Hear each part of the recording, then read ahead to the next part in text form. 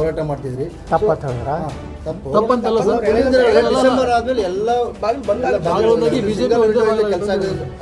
ಗೊತ್ತಿಲ್ಲರಪ್ಪ, ಅದು ಅರ್ಥ ಒಗಟುಗಳು ಗುರ್ತಾಗೋದಿಲ್ಲ ನಮ್ಗೆ ಉತ್ತರ ಕರ್ನಾಟಕದವ್ರಿ. ಬೇರೆ ಎಲ್ಲ ತಂಡಗಳು ಬಂದಾಗ ಅದು ಸಿಟಿ ರವಿಗೆ ಗುರ್ತ, ಅದು ವಿಜೇಂದ್ರಗೆ ಗುರ್ತ.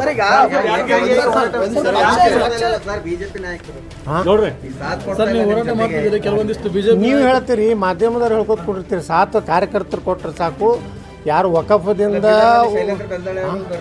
ಬಿಡ್ರಿ ಅವ್ರನ್ನೇನು ಬೇಡ. ನಾವು ಅವ್ರ ಸಲುವಾಗಿ ಹೋಗ್ಯವಣ್ಣ. ನಾವು ರೈತರು ಮಠ ಮಂದಿರಗಳ ಅನ್ಯಾಯ ಆಗಿದ್ರ ಬಗ್ಗೆ ಹೋಗಿ ಹೊರತು ನಾವು ಯಾರ ಸಲುವಾಗಿ MLAಗಳ ಸಲುವಾಗಿ ಹೋಗಿಲ್ಲ. ಕಾರ್ಯಕರ್ತರು ಬಂದಾರೆ ಎಲ್ಲ ಕಡೆ. ನೀವು ಸುಮ್ಮನೆ ಮಾಧ್ಯಮದವರು ಅಲ್ಲಿ ಭಾರಿ ಪ್ರತಿಭಟನೆ ಆಯಿತು, ನೀವು ಪಕ್ಷ ಹೊಡಿತೀರ ಅಂತ ಹೇಳಿ ಸುಳ್ಳೆ ನೀವು ಸೃಷ್ಟಿ ಮಾಡಕತ್ತೀರಿ. ನೀವು ಯಾರ ಪರವಾಗಿ ಸೃಷ್ಟಿ ಮಾಡಕತ್ತೀರಿ ನನಗೆ ಗೊತ್ತಿಲ್ಲ. ನಾವು ಅವ್ರ ಸಲುವಾಗಿ ಹೋಗಿಲ್ರಿ. ನಾನು ಹೇಳೋದು ಅರ್ಥ ಮಾಡ್ಕೊತೀರಿ. ಕನ್ನಡ ನಿಮ್ಗೆ ಅರ್ಥ ಆಗ್ತೈತಿಲ್ಲ. ಎಲ್ಲ ನಾವು ನಾವು BJP ಇದೀವಿ. ನಾವು BJP ಕಟ್ಟದವ್ರು ಅದೀವಿ. ಅದನ್ನು ನೀವು ಅವ್ರಿಗೆ ವಿಜೇಂದ್ರ ಕೇಳ್ರಿ. ನಾನು ನೋಡ್ರಿ ಯಾವುದಕ್ಕೂ ಕಮೆಂಟ್ ಮಾಡೋದಿಲ್ಲ. ನಾವು ರೈತರ ಹಿತ ನೋಡ್ರಿ, ಬಿಜಾಪುರ್ನಾಗ ಭಯಂಕರ ಭೀಕರ ಒಬ್ಬ ಮೊಹಮ್ಮದ್ ಮೊಹಸಿನ್ ಅಂತ ಒಬ್ಬ DC ಇದ್ದ. ಇಡೀ ಬಿಜಾಪುರ್ನಲ್ಲಿ ಎಲ್ಲನೂ ವಕಫತ್ ಮಾಡ್ಯಾನ.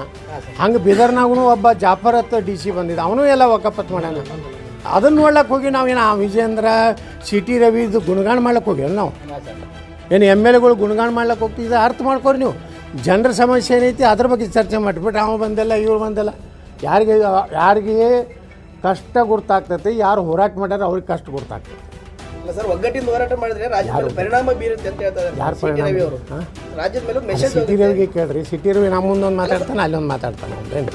ನಮ್ಮ ಫೋನ್ನಾಗ ಬೇರೆ ಮಾತಾಡ್ತಾನೆ. ನೀವು ಮಾಡ್ಲಕತ್ತಿದ್ದು ಭಾಳ ಚಲೋ ಐತದ.